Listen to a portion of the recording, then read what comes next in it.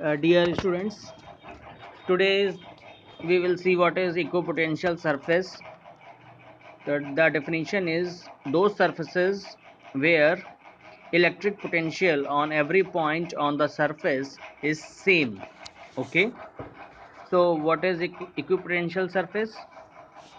You can say any surface is a equipotential surface where potential at every point is same. If at this surface the potential at every point is same, then this is the equipotential surface. Okay, suppose we will take the example of a positive charge who is producing electric field. Okay, so I have told earlier, near the positive charge the electric field density is high. Okay, near the positive charge the electric field density is high. So suppose this surface, okay, this surface, so this surface, it is at equal distance from positive charge, so it has the same potential at each point of this surface. मतलब ये है कि ये इस positive charge से, ये देखो आप बिल्कुल सेम डिस्टेंस पे ही है सारे पॉइंट्स, ये जितने भी पॉइंट्स हैं, ठीक है। तो ये जो पॉइंट्स होंगे ये आपके इक्विपोटेंशियल सरफेस होगी। जैसे इसको सरफेस 1 दे देते हैं। ऐसे ही अगर हम ये सरफेस ले लें तो ये जो सरफेस होगी ये भी आपकी इक्विपोटेंशियल सरफेस होगी, ठीक है। ये 1 है, ये 2 है। और अगर हम एक ये वाली सरफेस लें तो ये भी एक इक्विपोटेंशियल सरफेस होगी, क्योंकि यहाँ पे क्या है, इन सारे पॉइंट्स पे, ये सरफेस 3 है, इन सारे पॉइंट्स पे जो पोटेंशियल होगा वो सेम होगा, ठीक है। अब लेकिन बात ये है कि जैसे 1 है तो 1 का पोटेंशियल हायर होगा, 2 का उससे थोड़ा कम होगा, 3 का सबसे कम होगा। लेकिन इंडिविजुअल ये जो सरफेस 1 है ये एक इक्विपोटेंशियल सरफेस, क्योंकि पॉजिटिव चार्ज से ये सेम डिस्टेंस पे है चारों तरफ, तो ये आपकी सेम है, इससे पोटेंशियल सारी सरफेस पे सेम होगा। ये सेकंड जो सरफेस है ये भी देखो पॉजिटिव चार्ज से, देखो थ्रू आउट सेम डिस्टेंस पे, एक्चुअली ये सर्किल होता है, ठीक है। सर्किल होगा तो आपको पता ही है कि यहाँ से यहाँ तक की डिस्टेंस, ये रेडियल डिस्टेंस जो होगी वो सेम ही होगी। ऐसे ही अगर इससे बड़ी वाली रेडियस का एक हम सर्किल ले लें, वो भी इक्विपोटेंशियल सरफेस होगा, ठीक है। ये कॉन्सेप्ट क्लियर हो गया इसमें सब में। और या तो दूसरी तरीके की एक कोई हम पैरेलल सरफेस ले लें, पैरेलल सरफेस जैसे इस तरीके की, मतलब ये पैरेलल सरफेस,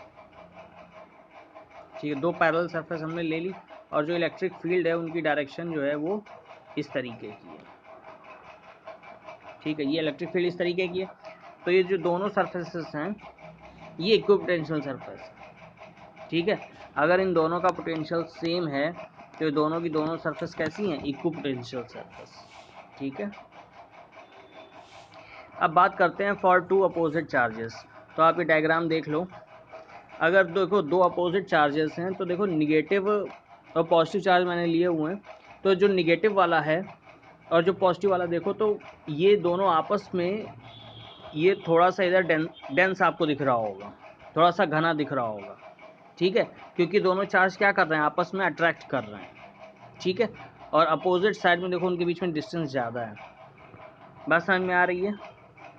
इधर की तरफ देखो, इधर की तरफ ये थोड़े से डेंस हैं, क्योंकि ये क्या कर रहे हैं, ये अट्रैक्ट कर रहे हैं दूसरे को, एक दूसरे के पास आ रहे हैं, इसलिए यहाँ पे ऐसा है।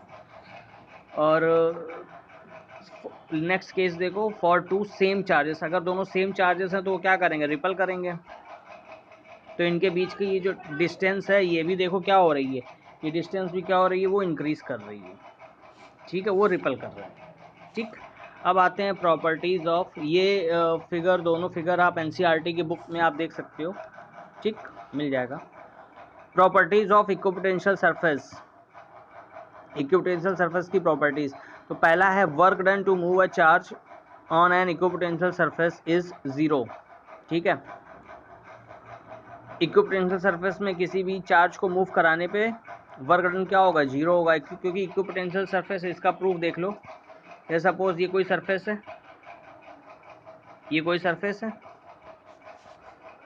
इस सरफेस में हमको क्या करना है, ए टू बी जो है चार्ज को मूव कराना है। डी क्यू चार्ज है हमारे पास, उस डी क्यू चार्ज को हम ए टू बी मूव करा रहे हैं। अब आपको ये पता है डब्ल्यू इक्वल टू क्या होता है, V Q. W equal to क्या होता है, वी क्यू।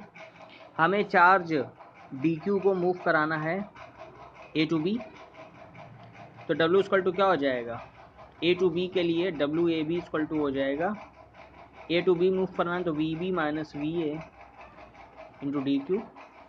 ठीक है, यही तो होगा। लेकिन अगर ये इक्विपोटेंशियल सरफेस है तो इसकी हर एक सरफेस पे पोटेंशियल क्या होगा, सेम होगा। यही तो डिफिनीशन थी। तो V A equal to V B हो जाएगा। ये ए है, ये बी है, तो V A equal to V B हो जाएगा। अगर V A equal to V B है तो ये जो डिफरेंस है वो क्या हो जाएगा, ज़ीरो। अगर ये ज़ीरो हो जाएगा तो zero multiplied by D Q, तो W A B equal to क्या हो जाएगा, ज़ीरो। ठीक है, तो यही चीज़ यहाँ पे की गई है।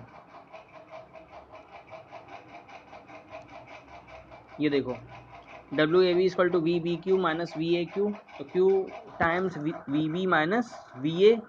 सो potential everywhere at the surface is zero, so V A equal to V B, तो W equal to Q into zero, तो डब्ल्यू इक्वल टू जीरो। ठीक है, तो वर्क डन क्या हो जाएगा, ज़ीरो हो जाएगा। सेकेंड पॉइंट है, electric field is always perpendicular to the equipotential surface. तो इसको हमें प्रूफ करना है। तो प्रूफ करने के लिए हम ये मान लेते हैं कि जो इलेक्ट्रिक फील्ड है वो आपकी इक्विपोटेंशियल, ये जैसे इक्विपोटेंशियल सरफेस है तीनों, ठीक है, जो इलेक्ट्रिक फील्ड है वो इक्विपोटेंशियल सरफेस से कोई एक एंगल थीटा बना रही है। ठीक है, तो इसका ये कंपोनेंट हो जाएगा ई कॉस थीटा, ये कंपोनेंट हो जाएगा ई साइन थीटा। ठीक है, अब हमें मान लो किसी एक चार्ज को, डी क्यू चार्ज को ए टू बी मूव कराना है डी एक्स डिस्टेंस पे। ठीक है, तो ई कॉस थीटा कंपोनेंट क्या होगा, इसी सरफेस के अलोंग है, या वो इस चार्ज को हॉरिजॉन्टली मूव कराएगा। और ई साइन थीटा कैसा है, परपेंडिकुलर कंपोनेंट है। ठीक है, तो ए टू बी मूव कराने के लिए हमें क्या करना होगा, हमें वर्क डन करना होगा। हमें क्या करना होगा, वर्क डन करना होगा। तो डी डब्ल्यू इक्वल टू आपको पता ही है, डी डब्ल्यू इक्वल टू क्या हो जाएगा, V into D Q, V into D Q. ये इसकी सिंपल डिफिनीशन है वर्क की।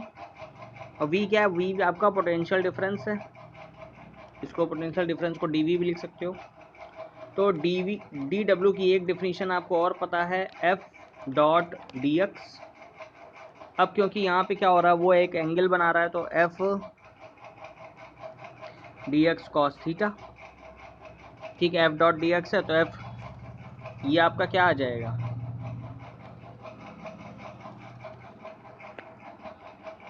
ये आपका आ जाएगा F D X cos theta.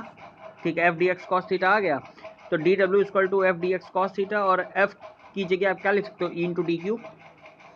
वही कि कोई चार्ज इलेक्ट्रिक फील्ड पे अगर रखा हुआ है तो उस पर लगने वाला जो फोर्स होगा वो क्या होगा, एफ इंटू डी एक्स। ठीक है, एफ इंटू डी एक्स होगा, यही यहाँ पे किया गया है। सॉरी, जो एफ होगा वो ई इंटू डी क्यू होगा, ई इंटू डी क्यू। ठीक है, तो ई इंटू डी क्यू आपने कर दिया। तो D W equal to E D Q into D X cos theta. और डी डब्ल्यू आपको पता है इक्विपोटेंशियल सरफेस में क्या होता है, वर्क डन क्या होता है, पॉइंट ए से पॉइंट बी तक जाने में जो वर्क डन होगा, किसी चार्ज को मूव कराने में जो वर्क डन होता है वो जीरो होता है। तो यहाँ पे जीरो पुट कर देंगे, D W equal to zero put कर देंगे। तो देखिए, अब देखिए, ई जीरो हो नहीं सकता है, तो कुछ वैल्यू होगी इलेक्ट्रिक फील्ड की। डी क्यू भी जीरो नहीं हो सकता है, डी एक्स भी जीरो नहीं हो सकता है, क्योंकि वो डिस्टेंस कुछ ना कुछ चलेगा ही। तो जीरो क्या होगा, कॉस थीटा जीरो होगा, और cos theta equal to zero, it means theta equal to 90। So electric field is always perpendicular to the equipotential surface. अच्छा एक चीज़ और देखो, यहाँ पे जो साइन थीटा है तो ई साइन थीटा ई साइन 90 यानी कि वो ई हो जाएगा। ठीक है, तो electric field is always perpendicular to the surface. Clear हो गई बात?